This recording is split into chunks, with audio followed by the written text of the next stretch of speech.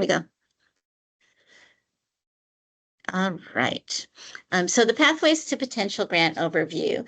A number of years ago now, the United Way shifted their grant making process to allow open grant applications. And we have developed 4 pathways, which we do funding through.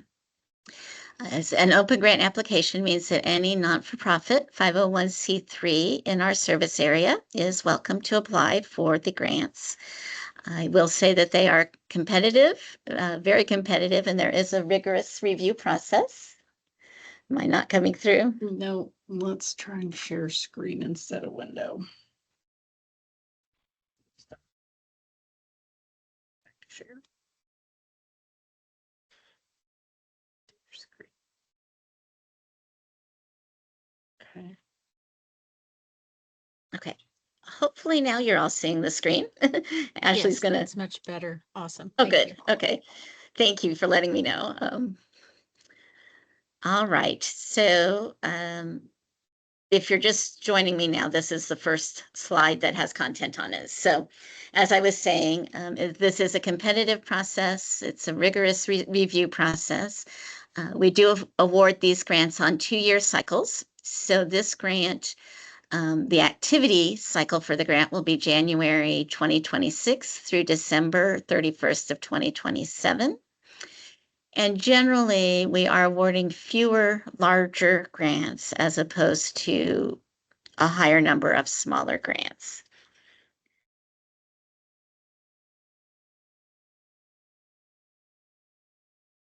And now, trying again to advance. There we go. So these are the 4 pathways which we do have grants within. And as you know, we're doing our Empowering Employment Grant currently, but I did want to just, for those of you who are maybe new to the United Way or our grant process, share with you briefly the other cycles that we do funding in. And those include mental health, Thriving Next Generation, and Social Stability and Growth. In 2026, the 2 grant cycles that will open will be the mental health and the Thriving Next Gen. And we did just award our Social Stability and Growth grants earlier this year.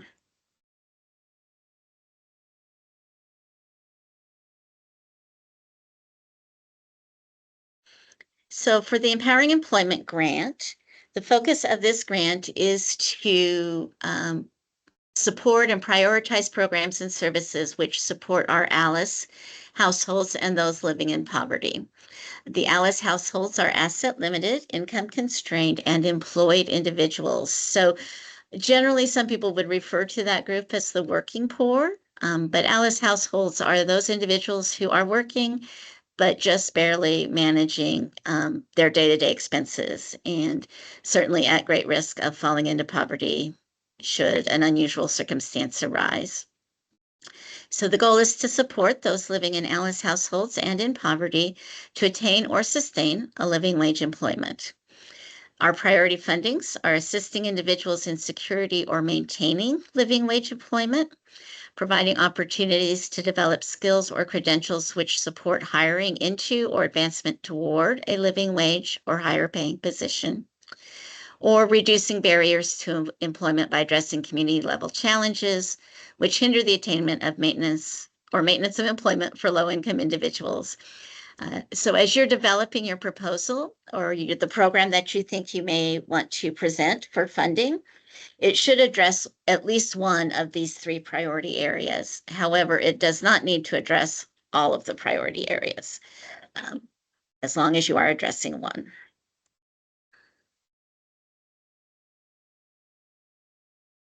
So why empowering employment? We know that stable living wage employment is essential for helping families move out of poverty and to improve their economic circumstances. What we know about Evansville is that employers report there are thousands of jobs available in our region. Vanderburgh County, and I will highlight some of our data is from Vanderburgh County, some is from the 3-county area that we serve. But Vanderburgh County has over 100,000 prime age individuals in the workforce. So those are people between the age of 18 and 64. Of those individuals, 28,000 or 27% have incomes below 185% of the federal poverty guideline. And over 14,500 families are living below the poverty guideline, or individuals. As I mentioned earlier, we are focusing in part on ALICE survival income levels for single adults. In our geographic area, that ranges between 25,944 and 28,824. The survival income level budget is that amount that, in this case, a single individual needs to make annually to be able to manage just the most basic household expenses. Currently, almost 28,000 or 25% of the households in our area have an income below ALICE thresholds. Other barriers that we know are occurring in our community, childcare is not available for approximately 28% of households. 8% of Vanderburgh County households do not have access to a vehicle. And 42% of the population have not received education or training beyond high school. So these are indicators of areas that we hope we can start to move the needle on and help people be successful in their employment endeavors. Barriers to employment. We do address two types of barriers in this grant. One is the individual level barriers. So those are what I would say tied to the person that your organization may be trying to help. Those are defined as a lack of knowledge, skills, or perhaps some legal barriers preventing a person from working. Community level barrier is something within our community infrastructure that we could address that would help ensure people are able to work, get to work, and minimize other challenges. So common examples of community level barriers would be transportation, lack of childcare, perhaps lack of the required equipment or clothing for a certain industry that someone's working in. Our grant eligibility and scope. Eligibility criteria. You must be an organization that is recognized as a non-for-profit by the IRS. That means a 501c3 charitable organization. Also, if you are not a 501c3, you can apply for the grant, but you will need to have a fiscal sponsor that is a 501c3 charitable organization. If any of you have questions about that, you can certainly contact me outside of this presentation to determine your eligibility. The United Way of Southwest Indiana serves Spencer, Vanderburgh, and Warwick counties. So the programs that we fund must serve residents of at least one of these counties. And also, any funding we provide can only be spent towards programs and services serving people who reside in these counties. We do prioritize serving, as I've said, populations with incomes at or below the ALICE household survival budget. For this particular funding cycle, we are not considering applications for services that are primarily or solely focused on mental health or substance abuse. We will welcome applications from providers in that area or that sector in the spring of 2026. And if you are representing or proposing a program that involves childcare, your childcare services must be licensed by the state of Indiana. Also note, our submission deadline is October 24th at 5 p.m. Central Standard Time. Grant priorities. These are the areas that will help your grant be the most competitive. And that would be if your organization is serving primarily low-income populations. We look for 75% or more of program participants. Again, that would be something that gives you an edge in the application process. To be eligible, we ask that you are serving at least 50% low-income populations. We're looking for programs that reach populations at higher risk of living in poverty or who have historically encountered greater barriers to financial self-sufficiency. We are looking for programs that do have provisions for ongoing services after someone is employed to maintain the support maintain and support their job retention. Those services could be provided by your organization or indicated in your proposal in terms of community partners that you work with. And we also ask that our grant recipients have the ability to track and report data on the program participants' employment status, household size, and income. For this funding cycle, the minimum request is $50,000. It is a 2-year funding cycle, so as you're thinking about your budget, that would be at least $25,000 for each year of the funding cycle. We will have approximately $1 million available to grant in this cycle. There is no formal cap or maximum request. However, your application does require a full spending plan. And so we will be looking, at the budgets that you present as part of our deliberation process. And we have not determined a fixed number of awards. The awards will be granted based on the quality of applications, the request levels that people have, and then up to our maximum available funding. This next section gives you input or gives you insight into how our expert task force will be scoring the applications. We utilize an expert task force for all of our funding processes. So those individuals who'll be reading the applications are volunteers. They're volunteers with expertise in the areas of poverty and employment in our community.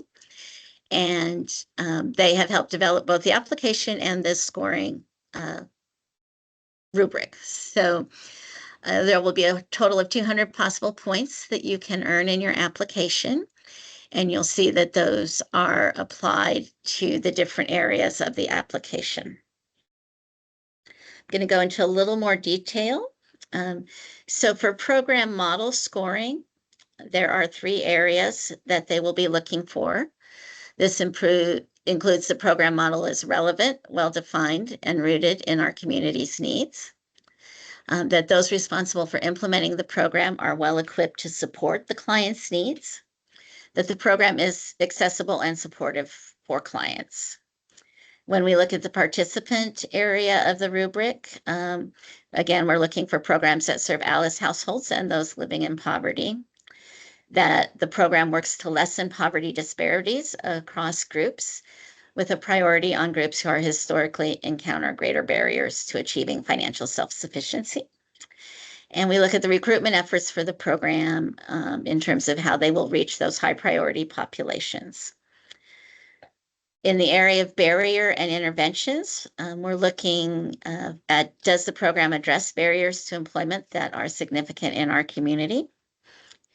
That the program promotes employment in high demand and living wage jobs.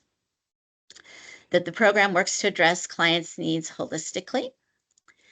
That the program has a strong theory of change with a proven track record of successfully assisting clients to attain or maintain employment.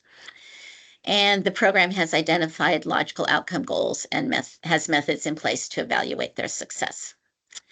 As far as the funding request goes, we will be looking at the budget proposal that you submit and through a lens of determining if that budget supports the program's development and services that you have described. And then the final section is participant and history goals, where we look at, in part, the participant history. This is some demographic questions that you will be asked and looking to see if those participants align with this grant cycle and the goals that we've established.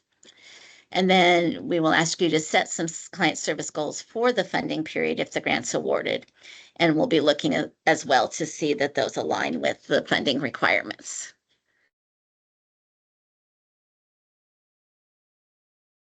Okay, before I go any further, I'm going to stop sharing. And I just want to give people a chance to either open your mic and ask a question, or I will look real quickly at the questions that have been posted here.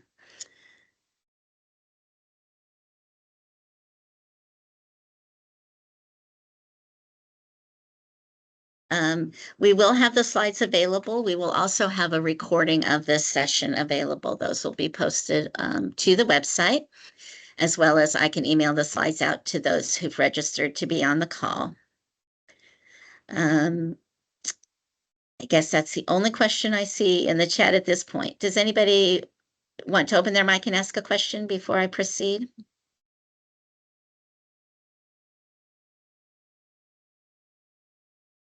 I'll ask a See? quick question real fast. Yes. So our organization is a brand new nonprofit, so we have been trying to get established so that way we can create programming and stuff like that. So whenever the proposal is asking for like a track record of success and stuff, how do you navigate that as a Mhm. newer organization? Yes, great question. If the program you're proposing is new, there are instructions in the application. Now, in terms of the questions we would ask about the clients you've served up to this point or previously, those are primarily demographic questions, so you would just be putting 0 in if you don't have a history of working with individuals yet. And we will know through the other questions that you are a new program or a new pilot program. So that won't count against you if you don't have that track record. We do, welcome applications from new and emerging organizations. So, did that answer your question? Yes, thank you. Yeah. Okay, so I'm going to go back to sharing and hope I'm doing this right. Okay, think we're back to the PowerPoint screen. So now I just want to give you a few pointers on using our online grant application system. You will access that through our website, which is www.unitedwayswi.org. Once you go to our website, on the home page, if you will scroll all the way to the bottom, you will see this dark blue ribbon and a box that says e-impact sign in. So that's the box you will click on to access our grant system. Once you click on that box, you'll see 2 options. If you've already utilized our system, you'll be able to log in with the username and password that you've used previously. Or if you're new to our system, you would click where it says click here to create a new e-impact account. If you have any challenges when you're either trying to log in, if you've been a previous user, or create a new account, please don't hesitate to reach out to me. Okay. Once you're logged in, you will see on the left-hand side, or once you've established your agency profile, you'll see on the left-hand side to apply a report, and you will see that there is the Empowering Employment Requests for Funding for 2025. That is where you will want to click to open an application. When you do that, you'll see a screen that looks like the one on the right. It gives you some instructions about saving your work. Your work will save as you go along, but just, to be extra assured you're not losing your work, you can save it at any time. As you're working on a section of the application, you will save your work. When you're satisfied with that section and you've completed all the questions, reviewed them, then you will have the option of save my work and mark completed. Once you've marked it completed, you no longer have access to change that form. So you will want to make sure that you've reviewed it thoroughly before you save and mark complete. All of the sections of the application must have been marked completed and submitted before Friday, October 24th at 5 p.m. Then this other side of the window says to assign programs to this application. So part of setting up your agency profile, you list the programs that you are offering. Again, if you're new to our system, you don't need to list every program, but you will want to list the one that you're applying for through this funding cycle. And so then you will click on the Assign Selected Program to the application, which will take you to our next screen. And on this screen, you will see the first set of questions that are offered to you are an eligibility screener. So you will need to go through and answer these 4 questions, the 5th question as well if you're a child care provider. And once you've answered all those questions, you will want to click on complete registration.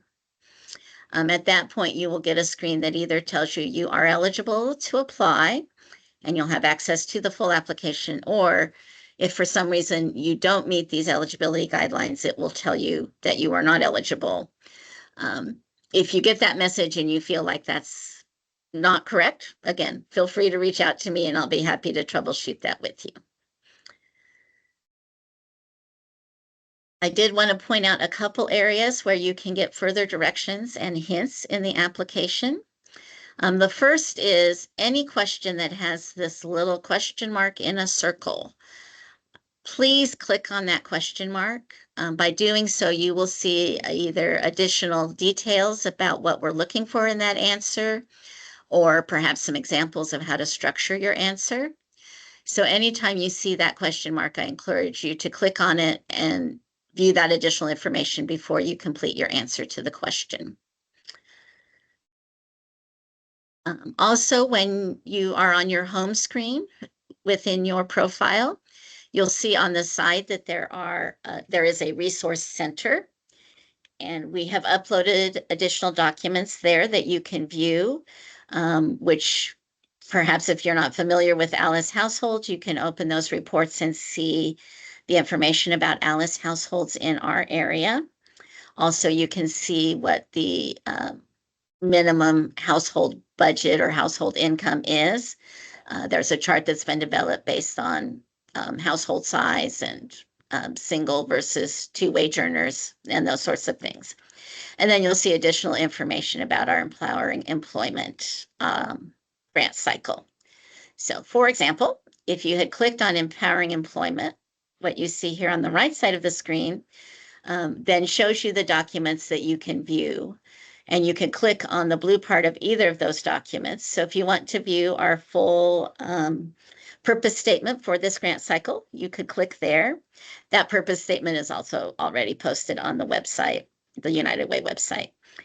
We've also posted information about the 2025 federal poverty guidelines. So again, if you're just not familiar with those guidelines, we've provided a quick way for you to access them. After you look at any of these resources, you can get back to your application by clicking on Return to the home screen or the home page.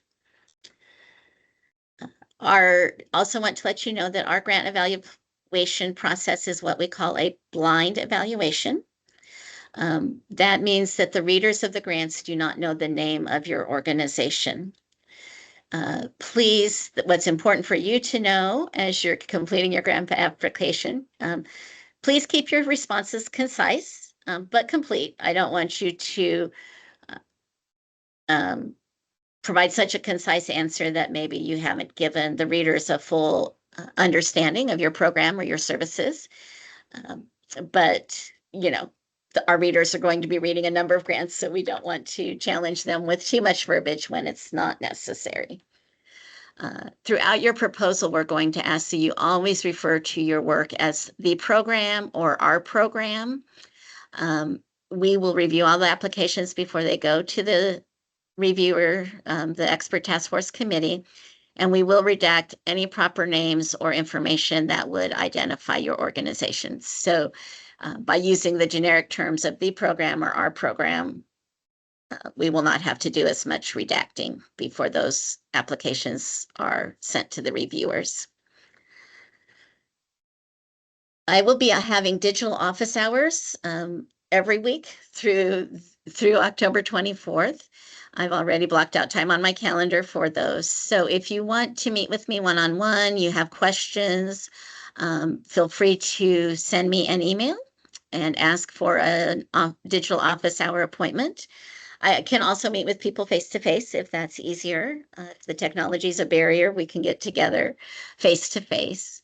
You will receive, because you signed up for this introduction webinar, you will receive reminders about the grant, emails for future grant cycles. We also have some emails structured into our grant application system. So you will get a notice, for example, when your grant has been submitted, you should receive an email that lets you know it has been submitted and received. You also get a couple reminder notices before October 24th, once you've started an application that that deadline may be coming up soon. So prior to submitting, if you have an open application, you will get reminders that it has not yet been submitted. Questions? I am going to open the floor for questions again, but also please don't hesitate to reach out to me by phone or by email at any point when you're working on your applications, and I will be more than happy to address questions that you have. So that's the end of the slides. Again, I'm going to scroll through the chat here real quick and see if we have any additional questions. There is one. Is the participants goal section focused on long-term assistance for one participant, or could the goal represent a target number of participants served? We actually have questions in both of those areas. The goal section at the end of the application is primarily what we would call output goals. So it's questions related to the number of people that you will serve in year 1 and year 2 of the grant. So that's more of just head count, for lack of a better term. But we also have a question in the proposal where we ask about your outcomes for this program. And the outcome then is the change that you expect to see based on the services you're providing. That may be a change for an individual, for the community, for the system. And so we will ask a question in both ways. And of course, if you have any confusion about that, don't hesitate to contact me. But hopefully that addressed that question. And so again, I will just open the floor to anyone who wants to ask a question, type it in the chat, particularly if you're having trouble with your mic. Otherwise, feel free to just unmute and present your question for the group.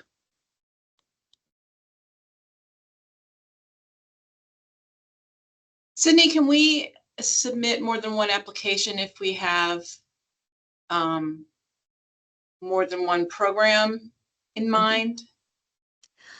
I believe you can.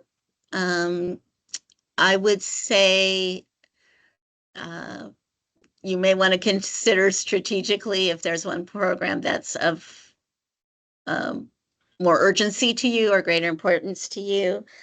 I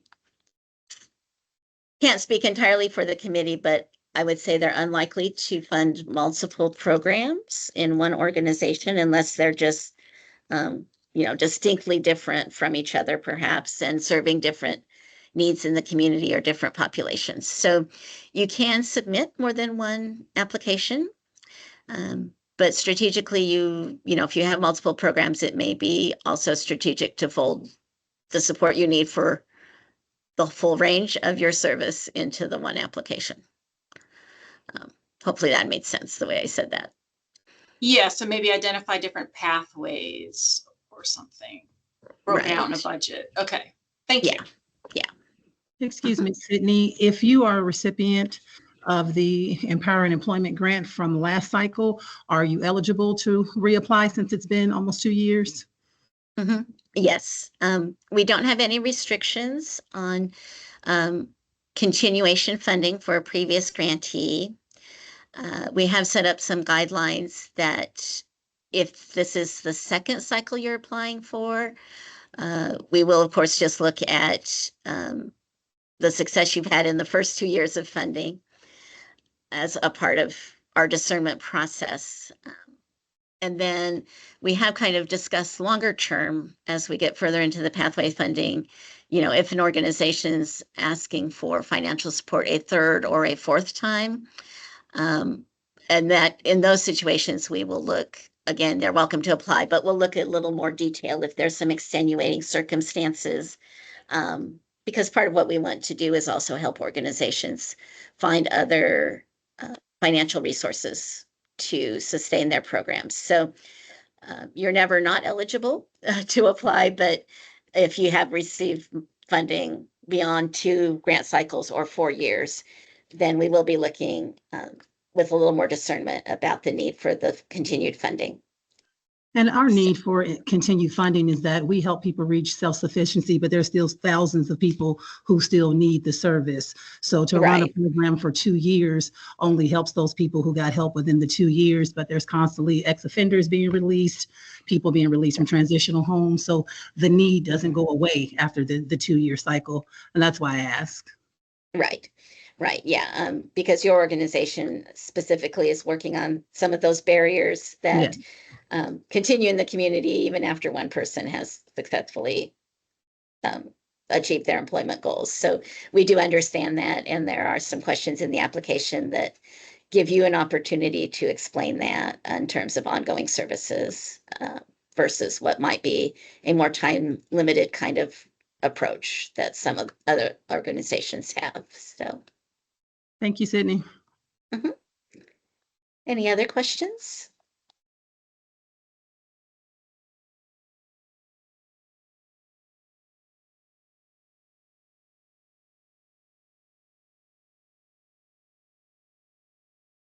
Okay. So not hearing any, and I'll still give you all a couple minutes. I won't close the call right away. But I do want to thank you for participating. Hopefully, this overview, although brief, has given you some guidance on how to start thinking about the programs or services you might want to submit through this funding cycle. And as I said, of course, we will have a recording of this meeting available as well as the slides. And please don't hesitate to call me if you have questions that we didn't answer today or that come up as you're working on your application. So I appreciate you all and your time, and most importantly, the services you provide to our community.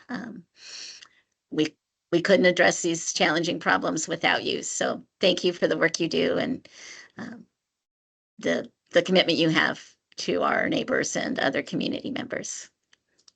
So